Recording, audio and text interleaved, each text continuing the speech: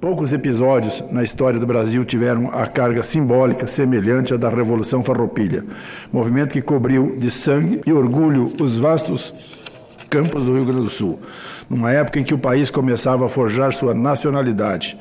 A tomada de Porto Alegre, em 20 de setembro de 1835, estopim do conflito, sucederam-se batalhas entre as forças dos farrapos e os imperiais.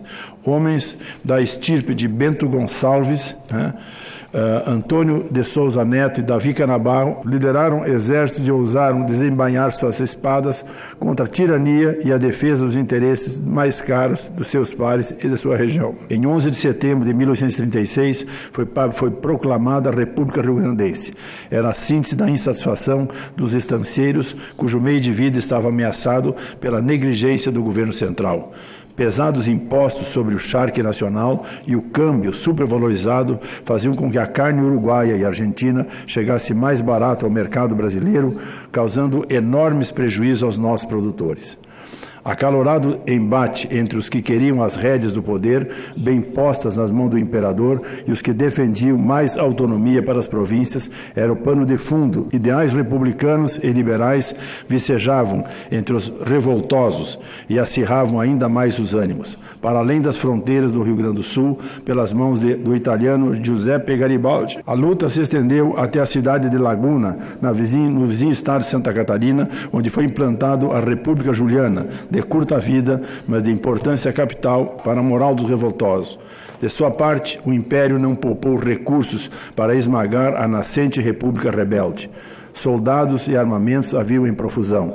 Do outro lado da batalha, entretanto, estava a mais poderosa das armas a vontade inarredável de um povo de decidir seu destino e de não permanecer sob o jugo de um governo que de tão pouco respeito lhe demonstrava.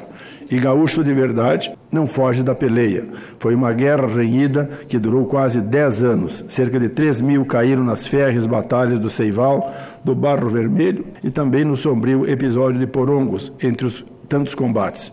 Ainda que derrotados no campo militar, os farrapos saíram do conflito com importantes vitórias no campo político. Reunidos em célebre acordo de paz honrosa, conquista fundamental foi a taxação do charque estrangeiro em 25%. Já lá naquele momento nós tínhamos problemas com relação às questões ligadas ao Mercosul. Além disso, os militares revoltosos foram reincorporados ao exército imperial e mantiveram seus postos. Todos envolvidos no conflito foram anistiados e houve a quase imediata liberação de todos que haviam sido presos durante os combates. As cicatrizes de longa guerra são parte da cultura e da identidade do gaúcho de hoje, sempre orgulhoso de suas origens e de seu passado. A cada 20 de setembro, aniversário da Revolução Farroupilha e Dia do Gaúcho, reverenciamos a memória dos tempos em que o Rio Grande do Sul se ergueu contra o poder absoluto do Império e mostrou a sua força e coragem e capacidade de luta.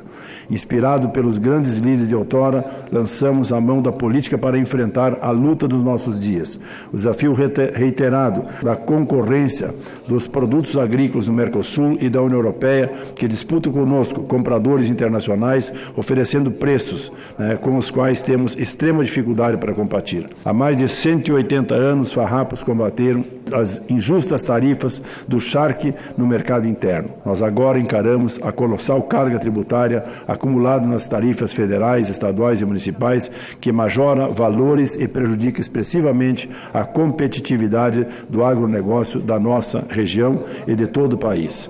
A taxação sobre os alimentos no Brasil é hoje 33%, enquanto países como a Europa, Alemanha, Itália, Estados Unidos, na América do Norte, estão em torno de 7% a 10%. Perde o produtor e paga o consumidor. São parcos os subsídios que o produtor rural brasileiro tem acesso se comparado aos bilionários recursos disponíveis para os congêneres europeus, com forte impacto nas cotações internacionais das commodities. O Rio Grande do Sul é o terceiro maior produtor de grãos do Brasil, que por sua vez é o terceiro maior produtor de grãos do mundo. Os preços de exportação do arroz, do milho, da soja têm um impacto enorme na economia do país. São mais de 90% das 236 milhões de toneladas de alimento que se estima produzir até o final de 2019. em cerca de 660 milhões de hectares plantados. Lembremos-nos que o agronegócio foi responsável por 21,6% do Produto Interno Bruto do Brasil, o PIB de 2018, e gera um em cada 3 empregos formais. Por sua abrangência e impacto, a composição dos preços e a carga tributária dos produtos agrícolas são temas que não podem ser negligenciados pelo Estado, especialmente em tempos de crise e desemprego. Veio repetidamente conclamando o Parlamento, o Executivo e a sociedade em geral para discutirmos a questão cujo desenvolvimento acompanho com apreensão, como produtor rural e defensor das bandeiras do setor nesta casa, mas também como cidadão. Confio em que o assunto merecerá a devida atenção do governo federal e receberá o tratamento condizente com sua importância e peso na economia. Para concluir, volto ao tema que me trouxe à tribuna hoje, a celebração do 180º aniversário da Revolução Farroupilha e o Dia do Gaúcho. O Rio Grande do Sul festeja a sua história e sua cultura como muito mate, churrasco, baile e relembra com altivez seus heróicos antepassados nos mais de 3.000 CTGs e centenas de acampamentos farroupilhas espalhados pelo Brasil. Que a alegria do povo rio-grandense multiplique-se sem medida e possa ser compartilhada.